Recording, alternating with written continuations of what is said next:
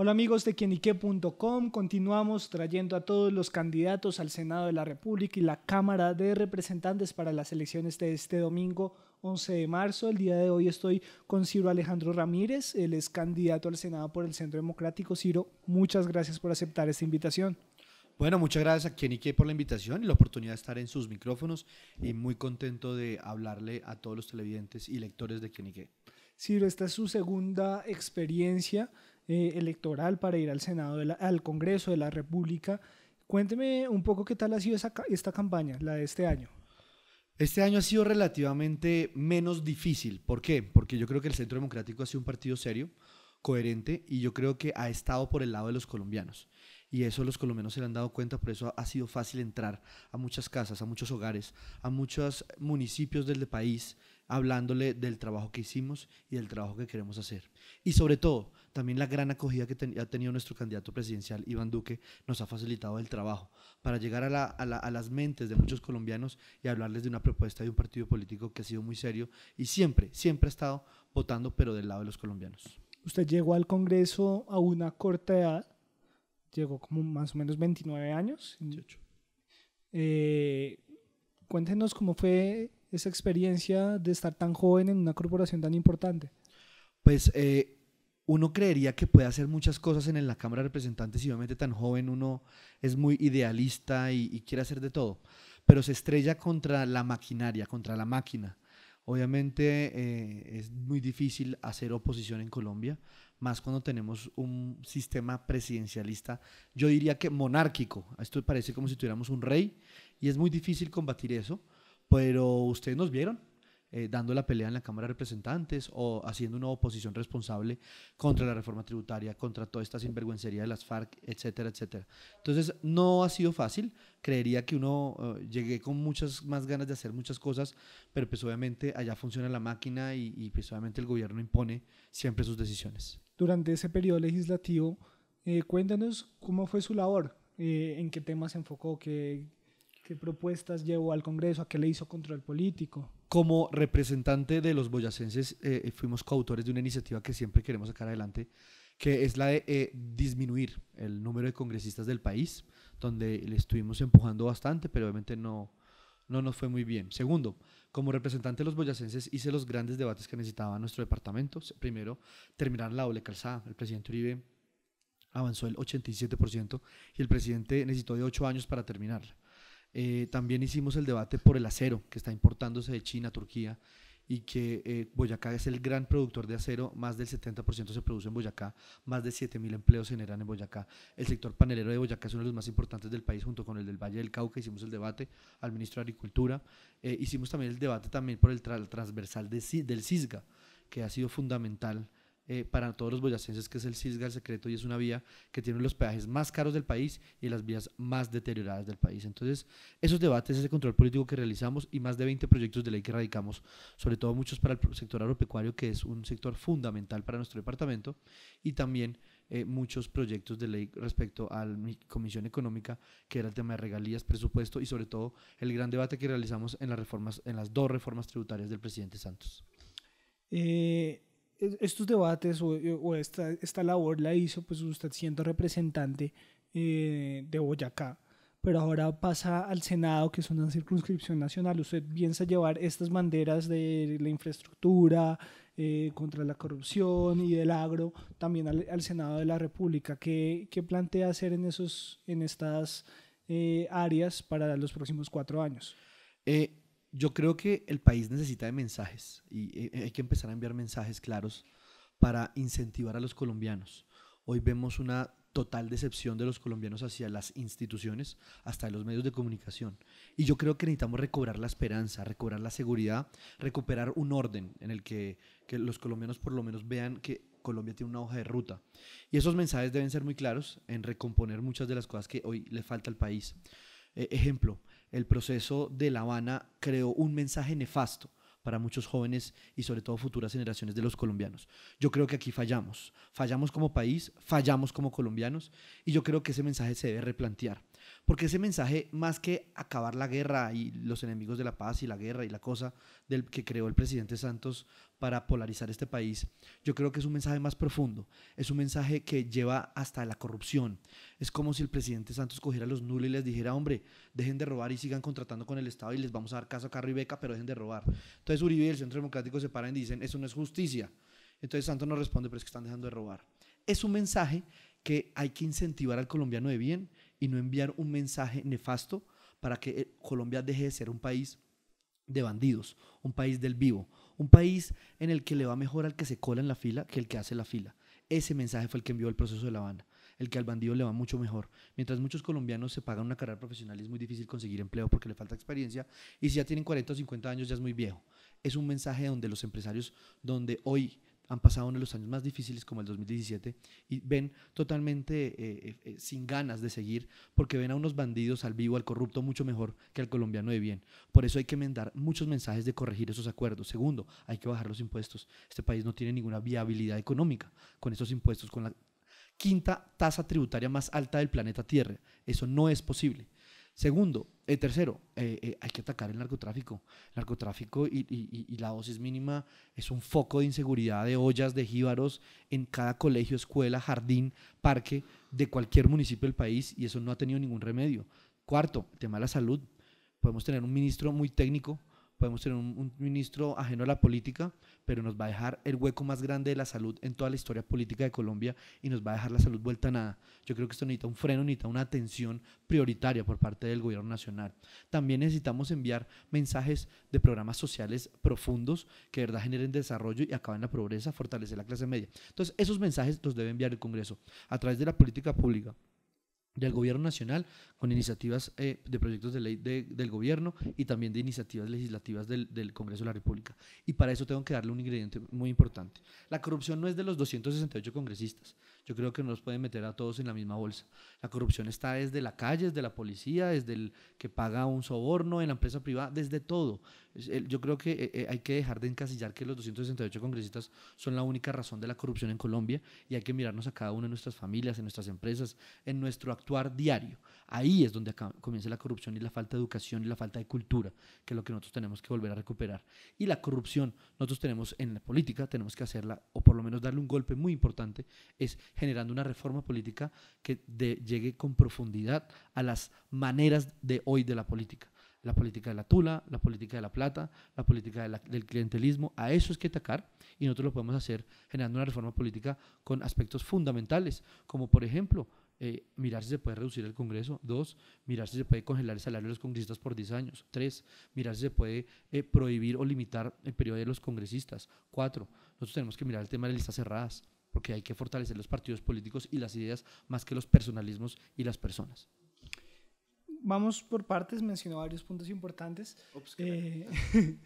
pero bueno, hagámosle por el lado de el tema de la reforma tributaria que acabamos de, que se aprobó hace más o menos 2 años. Y usted fue un opositor desde el Congreso de la República, pero también habla ahorita que precisamente esos impuestos toca reducirlos. Sin embargo, muchas veces, o como la excusa de generar una reforma tributaria que aumente los impuestos, es precisamente que no hay recursos. ¿Cómo bajar los impuestos de una manera responsable y que los recursos no se acaben? Yo creo que es importante plantear lo siguiente. A veces cuando se suben los impuestos no necesariamente se recauda más. A veces eso genera, digamos, falta de acogida entre los colombianos, porque entonces la gente empieza a evadir porque no puede pagar los impuestos porque termina rompiendo el bolsillo de los colombianos. Entonces, ¿qué es lo que tenemos que hacer nosotros? Es a veces mirar qué impuestos se pueden bajar. El ejemplo de renta corporativa, que es uno de los más altos del mundo. Trump acaba de bajar a 21% el tema de renta corporativa, y la economía de Estados Unidos ha empezado a andar. Chile ganó Piñera con un discurso de bajar los impuestos. Yo creo que es una tendencia no solo mundial, sino regional, y yo creo que nosotros tenemos que montarnos en ese bus. Entonces, no es populismo. Yo creo que más que promesas politiqueras de cada 4 años, es una realidad. El Centro Democrático radicó una ponencia diferente a la reforma tributaria del presidente Santos, así que pueden verla en el radicado del Congreso de la República, en la Cámara de Representantes, cómo presentamos nuestra reforma tributaria. Ahí está muy claro. Entonces nosotros también tenemos que contarle que esa reforma tributaria ya es una realidad. Segundo, tenemos que tener una bancada numerosa del Centro Democrático y un presidente para poder hacerlo realidad. Renta corporativa. Iván Duque acaba de lanzar una muy buena, 6 días al año sin IVA, donde pueda dinamizar el comercio y la economía, porque eso, digamos, sería muy interesante, donde ya opera en más de 20 estados de Estados Unidos. Es algo, digamos, que se podría realizar. Además de eso, nosotros tenemos que mirar, es un proyecto de ley que lo radicó el presidente Uribe y yo, es congelar el predial, porque el impuesto predial ya está llegando a niveles insostenibles en las principales ciudades del país. Eso lo vamos a realizar y lo he discutido. Hace 2 días lo discutí con el presidente Uribe en Chiquinquirá, donde vamos a radicar nuevamente, aunque ya está el que radicamos, ya está en segundo debate, que es por congelarlo 4 años. Pero lo que vamos a realizar es congelar el impuesto predial por muchos más años, porque ya ha llegado a puntos casi, digamos, confiscatorios para todos los colombianos. Entonces, que no es populismo, es realizable, ya está estudiado, ya está preparado esta propuesta económica por parte de Iván Duque, y yo creo que en la bancada del Centro Democrático, que será la más numerosa de todos los congresistas, la haremos realidad. Y, o sea, no, eso no afectaría el presupuesto del Estado, de reducir los impuestos. Miren, a veces nosotros podemos lograr, bajando los impuestos, recaudar más, y segundo, lograr que la economía crezca a niveles de 3, 4, 5%, donde podamos recaudar más impuestos por el crecimiento de la economía. Bueno, pasemos ya al otro punto, y es el tema de la reforma política, que tal vez es el que me parece más interesante como bancada. Y tocó varios puntos, y comencemos con reducir el Congreso. ¿Por qué reducir el tamaño del Congreso? Yo creo que muchos dirán, hombre, pero es que Francia tiene como casi 700 congresistas, Estados Unidos tiene solo 500 representantes a la Cámara, nosotros tenemos 166. Miren, yo creo que hay muchos congresistas que van a calentar la silla.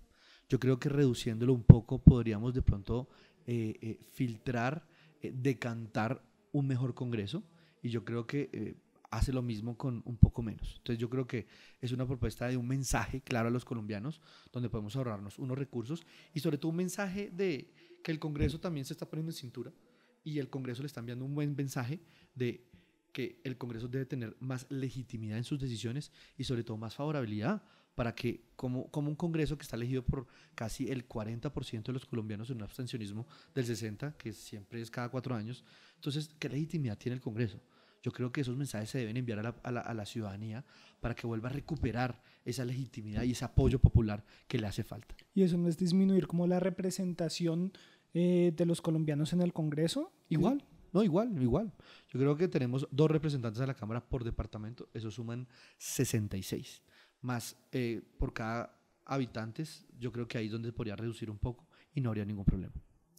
Ok, el tema de congelar el salario de los congresistas. Ahorita está muy en boga el tema de otros partidos de reducir el salario y no congelarlo. ¿Por qué congelarlo?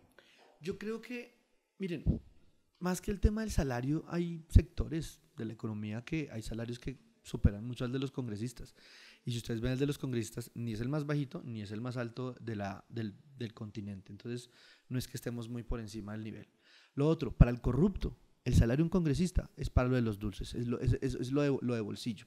Entonces, la verdad que muchos de los que vivimos del salario, que no vivimos de los contratos, ni de las prebendas, ni demás, pues yo creo que sería, digamos, más que todo un buen mensaje de congelar los 10 años para que obviamente tenga una diferencia mucho menor con el salario mínimo, para tener mucho más correspondencia y coherencia con la población colombiana, donde podamos tener, digamos, un mensaje también muy claro de apoyo de la ciudadanía colombiana. ¿Y por qué no reducirlo, digamos, al salario que tienen actualmente los ministros, que es mucho menor que el de un congresista? Creo que el de los ministros es igual.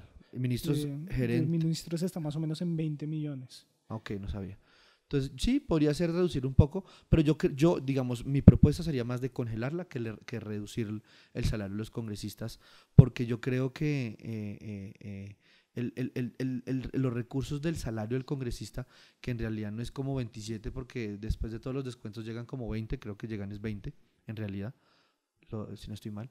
Entonces yo creo que más que reducir el salario del congresista, es por lo menos que se acerque a la realidad de los colombianos, clase media, digamos. Y congelándolo 10 años nos podría dar un término prudente y suficiente para que el salario mínimo y el salario del congresista se pueda acercar.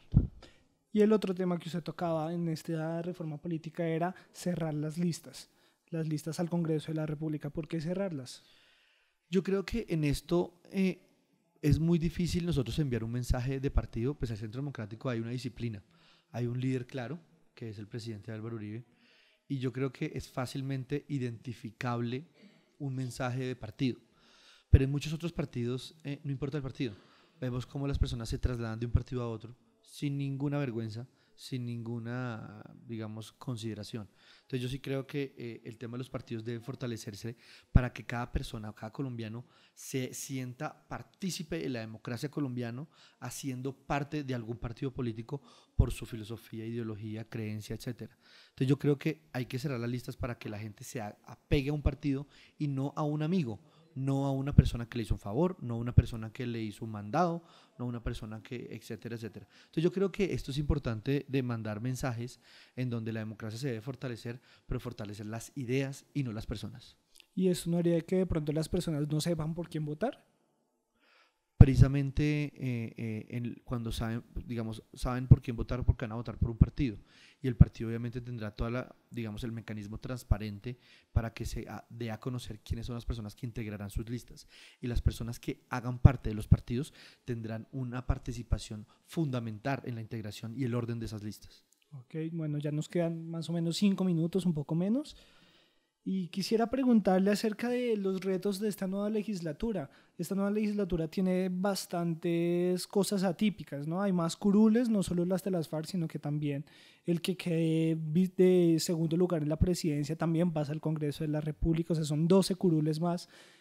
Y además venimos en una época de implementación de los acuerdos de La Habana, el tema de la corrupción, que en estos últimos 4 años fue bastante fuerte. O sea, es un Congreso que tiene muchos retos.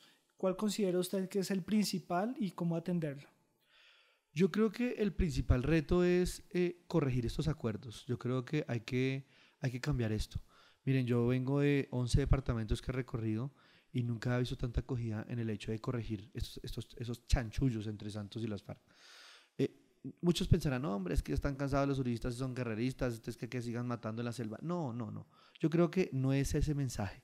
Yo creo que el mensaje es mucho más profundo de parar 7.000 hombres o 8.000 hombres en la selva matando. Yo creo que el mensaje es más profundo de eso.